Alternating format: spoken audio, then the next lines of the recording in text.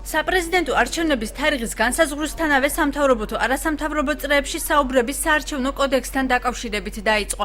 2011 წელს მიღებული კანონით სახელმწიფო მოხელეს, რომელიც პრეზიდენტობისთვის იყრის კენჭს, პარლამენტის წევრობის მსურველისაგან განსხვავებით კანონმდებლობა არჩევნებამდე თანამდებობის დატოვებას არ ავალდებულებს, რასაც უმართებულად მიიჩნევენ. მიზეზებს არასამთავრობო ორგანიზაციებიდან საერთაშორისო გამჭვირვალობა საქართველოს იურისტი განმარტავს.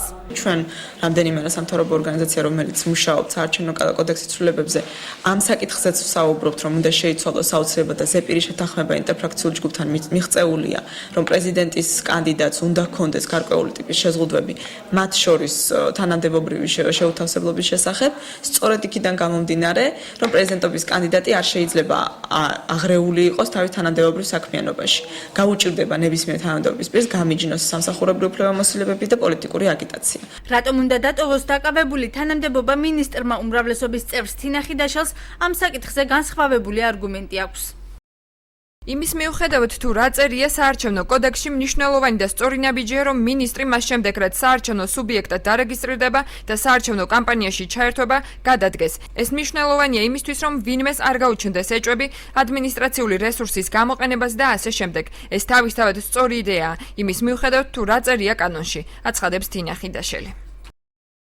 აჭარის უმაღლესი საბჭოს დეპუტატი ეკატერინე თარგამაძე აცხადებს, რომ კანონი ერთგვარი დაცვის მექანიზმია იმათთვის, ვინც საპრეზიდენტო არჩევნებს წააგებს, მათ სამუშაო ადგილი შეუნარჩუნდებათ. მე ვფიქრობ, ეს გადაწყვეტილება მიღებული იქნა იმ რისკების თავიდან ნაცილების მიზნით, რაც უკავშირდება ამ კანდიდატის შესაძლო არარჩევას. ახლოვდება დრო, როდესაც მოსახლეობაში პიარ შეხვედრები აქტიურ ფაზაში შევა. ნაციონალურ მოძრაობას რეგიონებში ვიზიტის განრგი უკვე გაწერილი აქვს. აჭარის უმაღლესი საბჭოს წევრი პრაიმერის პირველი ეტაპის შედეგებზეც საუბრობს. ნაციონალური მოძრაობა ყველა რეგიონში გეგმავს თითქმის ყველა რეგიონში პრაიმერის წარმართვას, მათ შორის აჭარის რეგიონშიც არის დაგეგმილი სავარაუდოდ 22 ივლისისათვის. ლიდერებს გამოავლენს თითოეული კონფერენცია და შეხვედრა, მოგეხსენებათ პირველ შეხვედრაზე ასეთ კონფერენციაზე ლიდერად დასახელებული იქნა ბატონი დავით ბაქრაძე, თუმცა ეს გადასაწყვეტია იმ დელეგატებისა, რომლებიც მონაწილეობენ ამ პრაიმერში. ქვეყნის მომავალი პრეზიდენტი საზოგადოებამ 31 ოქტომბერს უნდა აირჩიოს.